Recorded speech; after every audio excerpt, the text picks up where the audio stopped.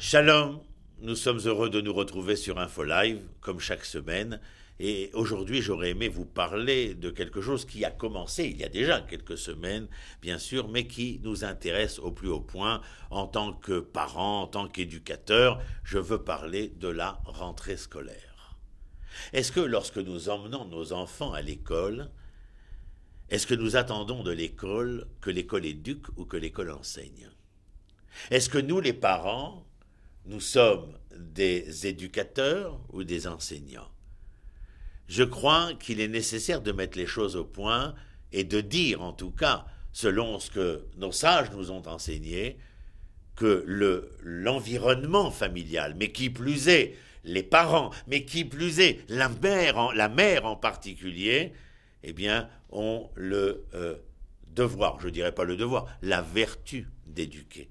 L'école ne serait là que pour enseigner. D'ailleurs, rappelez-vous, quand nous étions à l'école, et pour ceux qui y sont encore, l'école nous propose un avenir. Que penses-tu faire demain? À quoi rêves-tu comme métier?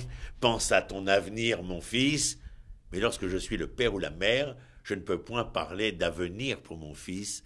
Ce qui m'importe d'abord et avant tout, c'est le devenir de mon fils. Faites cette différence essentielle que nos sages précisent et qui est très importante. Il y a le devenir et il y a l'avenir. L'avenir serait mis en parallèle avec l'avoir et le devenir avec l'être.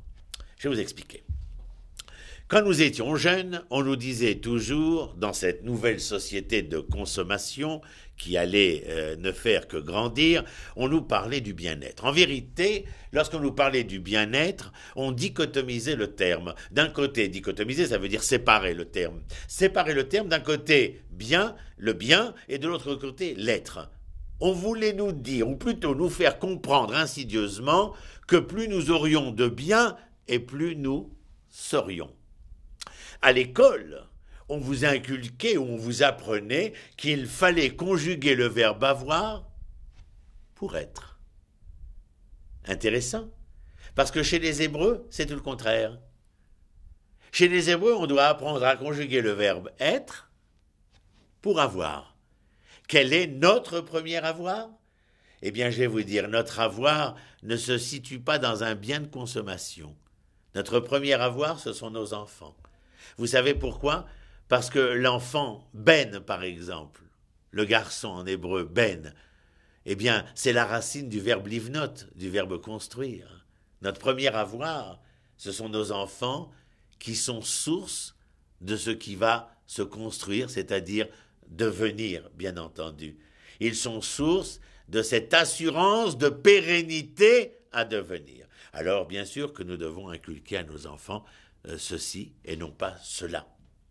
Et cet être et cet avoir dans l'éducation aujourd'hui, où il faut insister sur le fait, comme je l'ai dit, que la maison éduque et que l'école enseigne, c'est remettre en place ces verbes qui sont mal conjugués en français. Parenthèse, en hébreu, le verbe avoir et être n'existe pas. Ils ne sont que dans le passé ou dans le futur.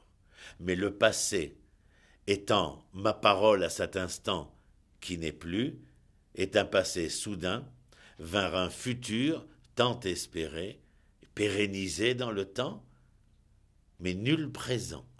Tout est dans le devenir, bien entendu.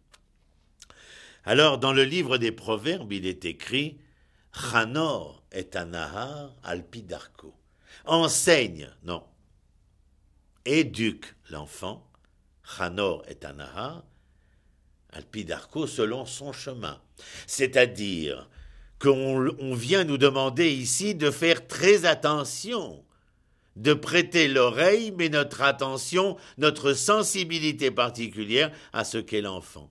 Je ne veux pas qu'il devienne pianiste parce que j'ai raté ma carrière de pianiste. Et je ne veux pas qu'il devienne un bon judoka parce que j'ai raté ma ceinture orange. Je veux qu'il devienne ce qu'il est, ce qu'il possède, ce qu'il a en potentialité dans l'être qu'il est. Chanor et Anahar alpidarko. Ceci nous éviterait énormément d'embûches, d'obstacles et de problématiques. Nous avons parlé de l'être et de la voix. Nous parlons ici de l'éducation telle que l'enfant est et non pas telle que nous le voudrions. Je fais une autre parenthèse. Dans la rencontre amoureuse, je dis souvent à mes étudiants et étudiantes de faire attention de ne pas dire à l'autre « je t'aime » pour ce que je voudrais que tu sois et non pas pour ce que tu es. C'est une erreur fondamentale. J'aime l'autre pour ce qu'il est et non pas pour ce que je voudrais qu'il soit. Ceci est très important à nous rappeler. Je disais tout à l'heure que la mère a ce rôle. La mère a ce rôle, elle a ce rôle de l'éducation. Oui, le père est de manière générale le père de la droiture, de la justice, du droit et du devoir. La mère est celle qui permet à l'éducation de pénétrer l'essence même de l'enfant, de par l'être de chaleur, l'être d'amour, de concupiscence,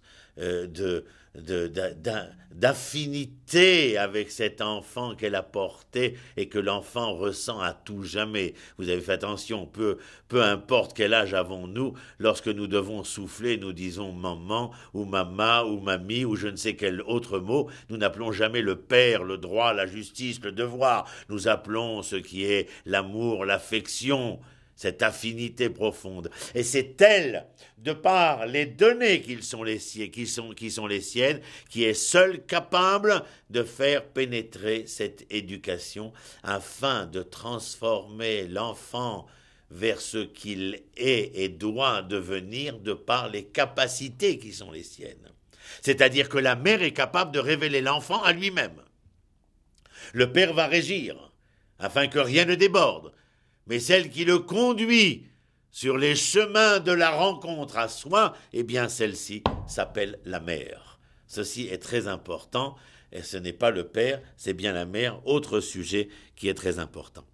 L'autre point que je voulais voir ici, c'est une petite histoire. Vous savez, un homme d'église avait un jour réussi à dresser un chat. Il avait même mis un petit tablier et un jour il reçut un petit rabbin. Et alors le chat vint servir avec son petit tablier la collation. Alors le rabbin fut tout à fait ébloui de voir le chat sur deux petites pattes avec le plateau dans ses mains, un petit tablier, venir lui déposer. Alors le rabbin eut une idée. Il sortit de sa poche une petite tabatière. Vous savez ce qu'il y avait dans la tabatière? Il y avait une souris. Alors il ouvrit la tabatière et la souris, tout d'un coup le petit chat, eh bien, en oublia son plateau, en oublia sa tenue sur deux pattes et redevint le chat, car il était absolument impossible, dans une telle situation, de ne pas retrouver ses données instinctuelles. On venait de prouver ici que l'éducation n'était pas un dressage. Vous comprenez? C'est un autre point important. L'éducation n'était pas un dressage.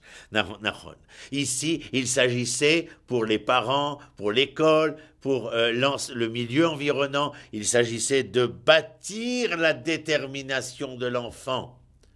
Sa détermination à pouvoir recouvrir les forces inhérentes à l'être qui fut ainsi créé.